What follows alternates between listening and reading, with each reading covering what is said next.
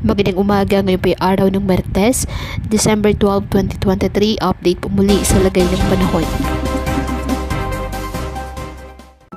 Ayon sa Pag-asa, wala naman pong bagyo o low pressure area na minomonitor ngayon sa loob ng ating PAR na maaaring makaapekto sa ating bansa.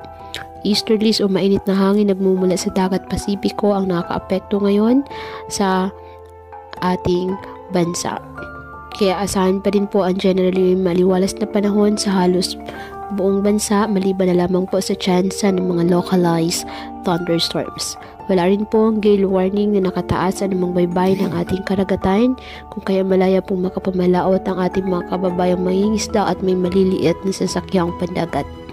Ngayong araw, ang Metro Manila at nalalabing bahagi ng ating bansa, asahan po ang generally mainit at malinsangang panahon, ngunit may chance pa rin po ng mga localized thunderstorms lalo na po sa dakong hapon at gabi. Kaya patuloy po na pinag-iingat ang ating mga kababayan sa bantapon ng mga pagbaha at pagguho ng lupa at ugaliin na magdala palagi ng payong o kahit anumang panangga sa ulan sa tuwing lalabas ng ating mga tahanan. At yan po muna ang update sa lagay ng panahon ngayong araw. Muli patuloy po tayo na mag-ingat at palaging tandaan, God loves you. Stay safe and God bless.